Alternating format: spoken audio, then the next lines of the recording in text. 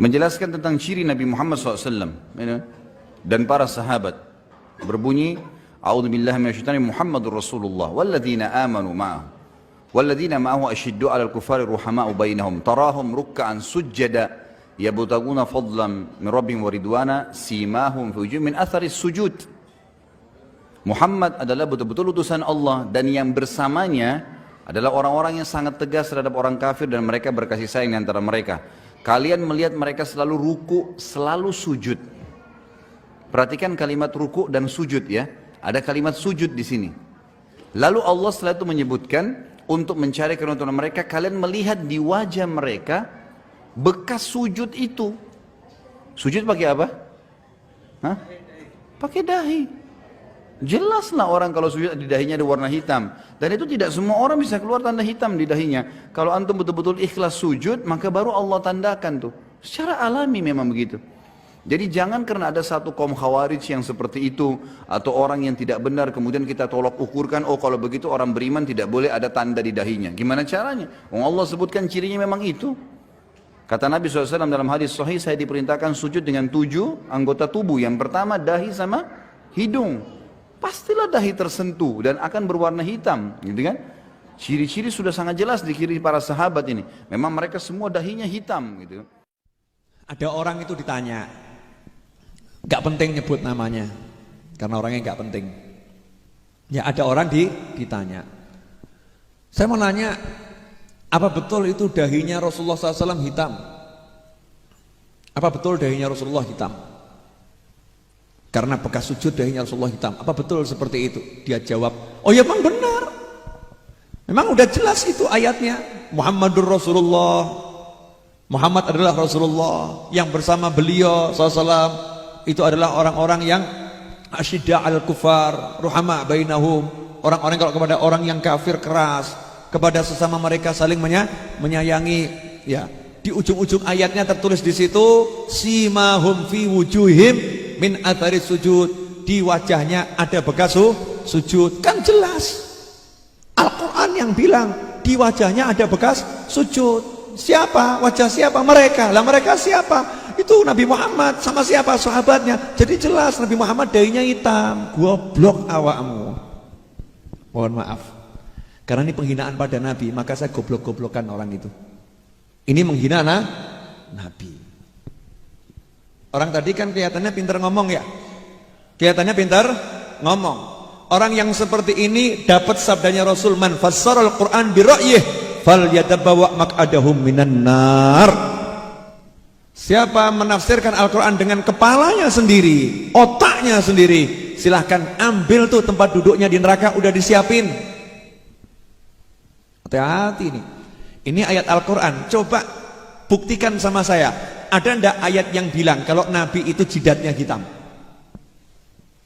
Dahinya hitam, ada ndak? Satu ayat, apalagi hadis. Lah itu ayatnya. Coba dibaca, nggak ada kalimat dahi Nabi, dahi sahabat hitam, nggak ada. Yang ada apa? Di wajahnya ada bekas sujud. Lah kenapa dia bisa mengartikan bekas sujud itu hitam di dahi? Ini terjemahan dari mana ini?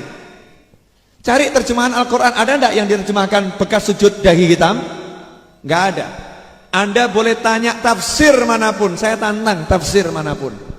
Mau tafsir Jalalain, mau tafsir Qurtubi, mau tafsir Ibnu Katsir, mau tafsir Durrul Mansur, mau tafsir Tabari, mau tafsir Al-Baghawi, apapun tafsirnya. Carikan satu tafsir yang mengatakan simahum fi wujuhim, artinya adalah dahi hitam. Gak ada satu mufassir yang menafsirkan dahi hitam. Nah terus gimana nih sebetulnya? Di wajahnya ada bekas sujud. Nah makanya nanya sama ahli tafsir, jangan pakai kepalamu sendiri. Iya, tanya sama ahli tafsir. Ahli tafsir menafsirkan itu ada 2 tafsir. Enak loh kalau nanya sama ulama itu ya. 2 tafsir. Tafsir yang pertama adalah bekas sujud di wajah tampak di dunia.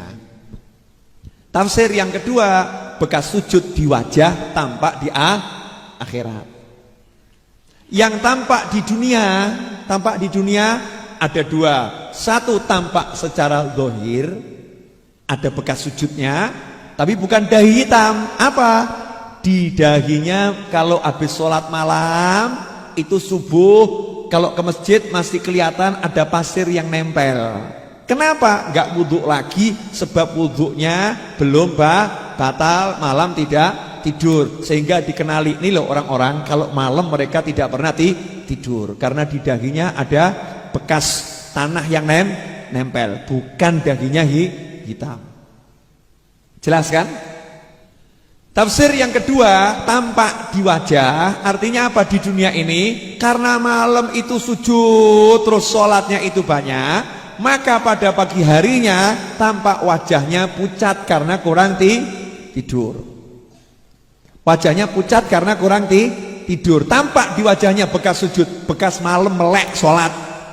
Ya, tampak wajahnya pucat, sufroh fi wujuhim. Warnanya pucat. Warnanya pucat ketoan. Oh, ini malam gak tidur ini. Tapi karena sholat. Kemudian tampak di wajahnya bekas sujud. Artinya apa? Karena malam itu digunakan ibadah terus. Kalau pagi wajahnya jadi walaupun pucat tapi berseri-seri. Walaupun pucat dilihat enak.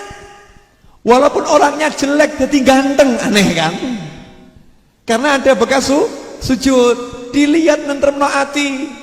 Iya, di wajahnya ada tanda tawadhu, merendahkan diri. Di wajahnya tampak khusyuk. Itu yang dimaksud bekas sujud di dunia. Lah di akhirat bagaimana? Bekas sujud di akhirat, wajahnya ini di akhirat akan bercahaya lebih dari wajahnya orang lain, sehingga kelihatan, oh itu tuh yang banyak sujud nih, yang banyak sholat, yang banyak sholat, di wajahnya ada bekas sujud. Nah terus bagaimana dengan jidat hitam, Bib, dahi hitam? Ya, itu kecelakaan.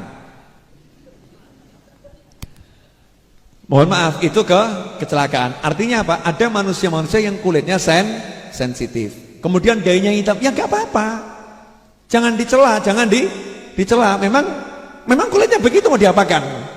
Mosok kemudian mau dicat putih, tambah aneh kan gitu ya. Udah nggak apa-apa. Tapi itu bukan ukuran kesolehan dan ukuran ketidaksolehan. Bukan ukuran kesolehan dan bukan ukuran ketidaksolehan. Ya biasa aja, dahinya hitam. Tapi itu bukan bekas sujud yang dimaksud dalam Al-Quran. Bukan itu. Terus bagusnya bagaimana? Kalau sahabatnya Nabi bahkan sampai mencela orang yang dahinya hitam. Dicela. Saya 80 tahun sholat, dahi saya nggak hitam. Kenapa kamu biarkan dahimu hitam? Kamu tahu enggak? Wajah itu adalah bagian termulia manusia. Dia harus dijaga, jangan sampai wajah itu rusak. Kenapa kamu biarkan dahimu hitam? Sahabat marah itu sama temennya. Ada orang begitu kan, dimarahin sama sahabat. Artinya suruh jaga, jangan sampai memaksakan diri sujud ben ireng ngono lho, paham toh?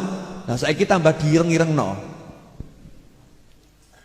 Lain kalau kita udah jaga, kita usahakan jaga kepala kita, sujudnya biar enak, biar nggak bekas. Kok masih bekas? Karena memang kulitnya sensitif, maka tidak jadi masalah. Dan kita nggak boleh suudzon, gue direng-ireng, no, nggak boleh begitu. Ya kan, nggak boleh seperti itu. Ini riak ini riak, nggak boleh seperti itu. Jelas nih ya. Nah ini, maka hati-hati. Nah jenengan kalau mau tahu bekas zikir saya kasih tahu. Bekas zikir sama juga bekas main kartu. Ini loh, mata kaki itu loh. Orang yang banyak silo main kartu sama zikir itu kan mesti kakinya hitam gitu kan ya. Kakinya hitam lah. Itu ciri-ciri orang yang banyak main kartu atau banyak zikir. Silahkan bedakan sendiri. Makanya kan bukan ukuran ya. Ukurannya bukan masalah hitamnya, paham enggak ya? Ya itu ngapal kan. Ya nggak apa-apa kalau hitam nggak jadi masalah. Tapi ukurannya bukan itu, apalagi memfatwakan, oh Nabi dahinya hitam, ini kurang ajarnya luar biasa. Oh, gara-gara dia dahinya hitam terus Nabi disamakan sama dia, ngawur awakmu. Ya hitam seperti ini ya, disamakan sama dia. Emangnya dahi Nabi seperti kamu? Ngawur awakmu. Ya ngawurnya luar biasa. Rasulullah SAW dahinya itu lebar tapi lebarnya bagus, kulitnya warnanya merah, ya keputih-putihan, putih kemerahan. Itu Rasulullah SAW bersih. Gak ada satu hadits yang menyebutkan Nabi dahinya hitam, gak ada.